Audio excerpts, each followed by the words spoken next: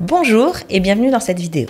Alors aujourd'hui on va parler d'un sujet qui pourrait vous être utile, tout simplement les escroqueries à Dubaï. Les autorités, la police aux Émirats Arabes Unis a dénombré un certain nombre d'arnaques courantes auxquelles il faut faire attention et quand on est touriste ou nouveau résident aux Émirats Arabes Unis, il n'est pas toujours facile de faire la différence entre un SMS venant vraiment de la police ou un SMS d'arnaque. Donc dans cette vidéo, ce qu'on va voir ensemble, c'est une liste d'escroqueries courantes, comment les identifier et que faire si vous recevez ce type d'approche, ce type de SMS.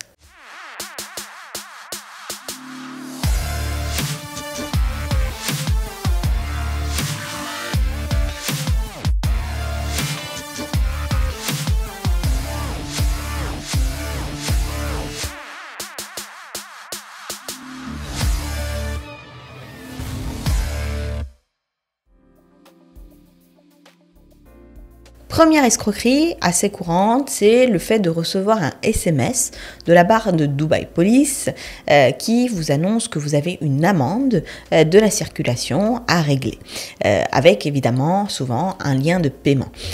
Pourquoi ça peut être difficile de savoir qu'il s'agit d'une arnaque? Tout simplement parce que c'est généralement très bien fait, ça peut venir d'un numéro qui s'appelle Dubai Police et on a l'impression que c'est très légitime. Comment faire la différence entre un vrai SMS pour les amendes, un faux SMS pour les amendes?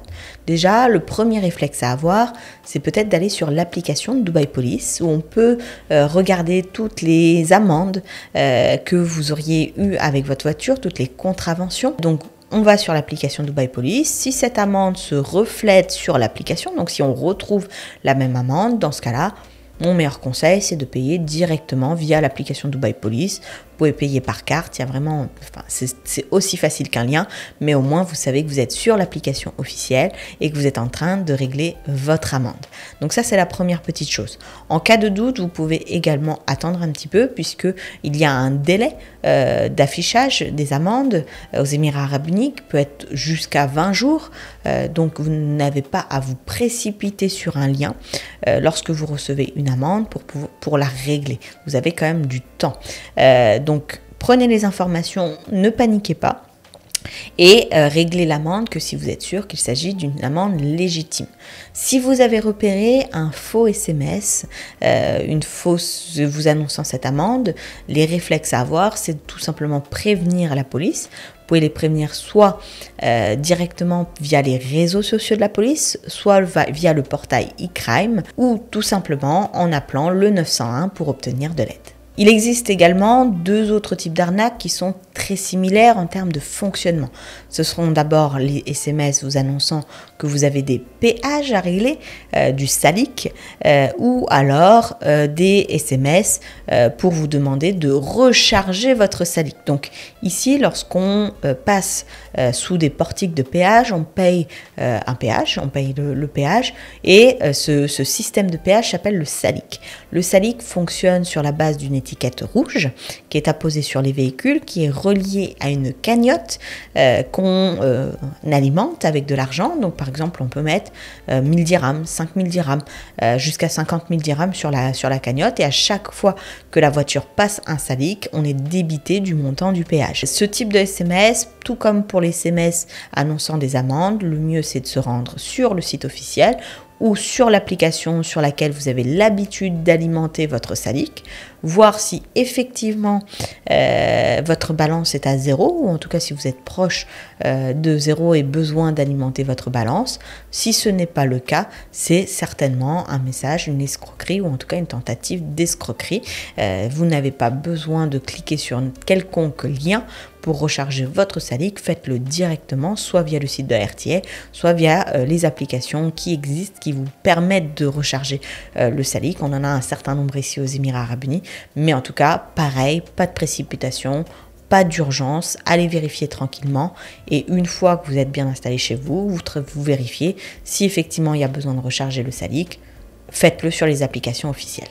Autre type d'arnaque un petit peu différente, cette fois-ci, c'est les arnaques à la livraison. Alors ça, on le retrouve aussi en Europe.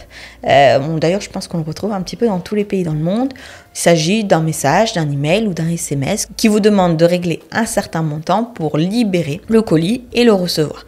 Déjà, première petite chose, si vous n'attendez pas de colis particulier, ça semble étrange de vous demander de régler des droits de douane sur le colis en question. Si effectivement vous attendez un colis et que vous vous dites potentiellement il y a une chance que ce colis ait besoin de voir ses frais de douane, de TVA réglés, ça pour le coup, vérifiez déjà, première chose, l'email, le SMS ou le message que vous avez reçu, vérifiez qu'il n'y ait pas de faute d'orthographe, que si ça vous reroute vers un site, que le site soit légitime, parce que, par exemple, l'adresse URL du site en question pourrait être très légèrement différente, peut-être à une lettre près, ce qui pourrait vous induire en erreur.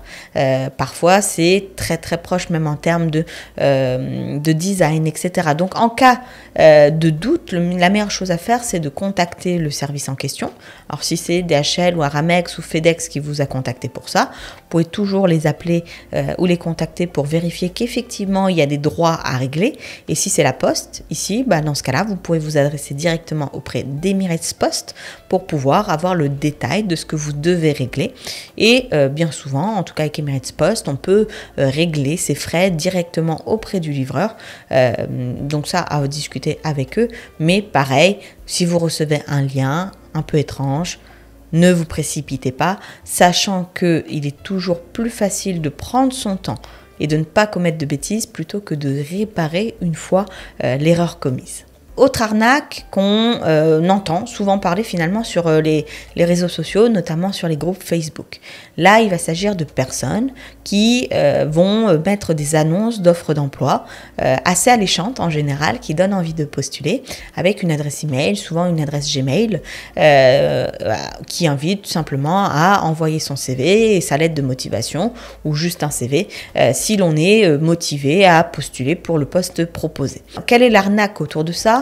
Tout simplement, Dubaï et les Émirats Arabes Unis de manière générale, c'est un pays qui est particulièrement attractif, où beaucoup de monde veulent venir travailler. Et donc, ce qu'ils vont faire, c'est qu'ils vont envoyer un email à la suite de l'envoi de votre CV, vous annonçant que vous avez la chance d'être retenu. Sera ajoutée à ce mail certainement une offre d'emploi à signer, avec un salaire qui est tout à fait correct, avec des horaires tout à fait corrects, au nom d'une société, et pour autant vous n'auriez pas forcément fait un entretien d'embauche avec la société en question. On vous a recruté sur la base de votre CV. Donc c'est souvent comme ça que ça se présente. Évidemment, il peut y avoir des variantes. Évidemment, ça ne se présente pas toujours sous cette forme-là, mais en tout cas, on a le fait de vouloir postuler à un poste aux Émirats Arabes Unis.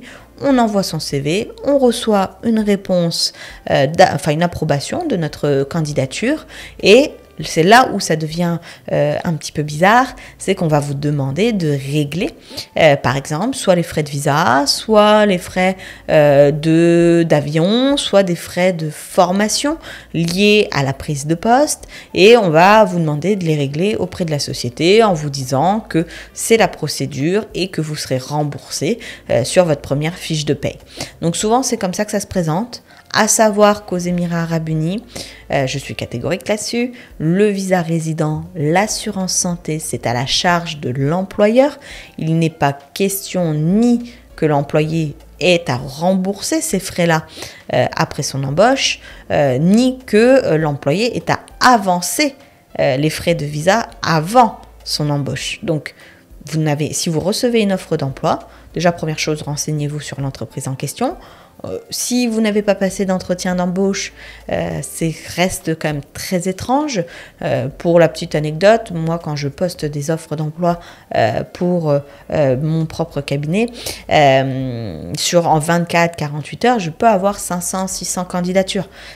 Jamais je ne choisirai sur 500-600 candidatures sans avoir un minimum échangé avec les candidats et avoir un minimum aussi, regarder si la personne aussi avait envie de venir nous rejoindre, est-ce qu'il y a eu le feeling entre nous, est-ce que ce qu'elle a déjà fait dans le passé correspond à ce qu'on veut faire, est-ce qu'on peut la former, est-ce qu'on peut lui apprendre des choses, est-ce qu'on peut on va dire travailler, on va dire au quotidien ensemble et puis dans le futur. Donc ça paraît assez peu envisageable de recruter quelqu'un que sur la base d'un CV, en tout cas dans la vie quotidienne, courante. Donc sur cet aspect-là, n'avancez aucun sou. Si vous avez des doutes, de toute façon il faut avoir des doutes, vérifiez la légitimité de la société, vérifiez qu'elle existe, essayez de voir si elle a des employés, si elle a une présence sur les réseaux sociaux, si elle a un site internet, et surtout n'envoyez pas de sous. N'envoyez pas de sous, venez à la limite en visa touriste si vous le sentez bien. Et c'est à l'employeur de faire les démarches du visa résident. Il peut les faire quand vous êtes sur place, il peut les faire depuis l'étranger, mais vous n'avez pas de sous à envoyer. Autre type d'arnaque, ici aux Émirats Arabes Unis, bien souvent plutôt pour les résidents. Lorsque vous venez de vous installer aux Émirats Arabes Unis, lorsqu'on prend un numéro de téléphone ici, souvent il est communiqué. Et on reçoit des appels, souvent c'est de tout nouveaux résidents, soit de la part de Dubai Police, soit de l'administration, ça peut être de la part d'une banque qui va vous dire, ben voilà, on vous appelle parce qu'on a, on a reçu l'information que vous étiez nouvellement résident aux Émirats Arabes Unis, vous devez juste nous confirmer votre numéro d'Emirates ID par exemple, ou vous devez juste nous donner le code de vérification par SMS pour qu'on puisse valider votre statut de nouveau résident. Donc c'est souvent des choses comme ça qui se présentent. Ne donnez jamais de code par SMS. Voilà, moi c'est mon seul conseil entre guillemets dans la vidéo, c'est ne payez jamais sur des liens qui vous paraissent suspects et ne donnez jamais de code par SMS.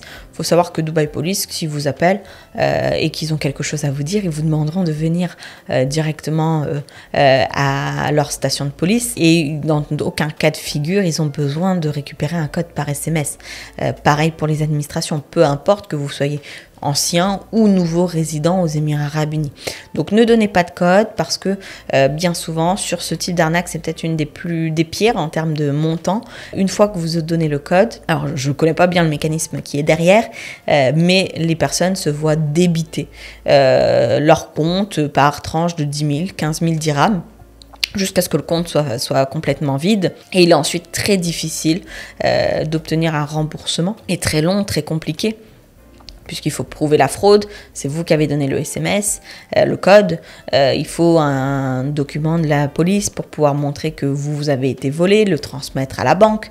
Donc ne vous faites pas avoir et en cas de doute, admettons que ce soit Dubai Police qui vous appelle pour vous demander un code, dites-leur ok, où est-ce que est située votre station, je viens vous donner personnellement mon code. Et généralement vous verrez que l'appel raccroche et que vous pouvez continuer votre vie tranquillement. Donc il existe quand même un certain nombre d'escroqueries aux Émirats Arabes Unis qui passent toujours un petit peu par les mêmes mécanismes. On va retrouver ça également pour la vente de plaques exclusives, donc plaques minérales pour les voitures. On va retrouver ça pour le rechargement des cartes NOL pour les transports. On va retrouver ce même type d'arnaque également pour tout ce qui est remboursement de factures d'électricité, de frais de municipality. Donc on va retrouver ça pour un certain nombre de choses. Après, comme dans tout pays dans le monde, soyez vigilants, faites attention à ce qu'on vous demande, ne suivez pas des liens qui vous paraissent suspects, n'envoyez pas des sous sans avoir vérifié, n'envoyez pas de code par SMS sans avoir vérifié, c'est juste une question de sécurité personnelle et puis normalement tout se passera bien. Dans les Émirats Arabes Unis, ça a beau être un pays qui est très safe, très sécurisé, comme partout dans le monde, c'est pas un pays qui est parfait. Il y a des tentatives de fraude, des tentatives d'escroquerie. Donc restez vigilants et sur ce, je vous souhaite le meilleur et je vous dis à très vite dans une prochaine vidéo.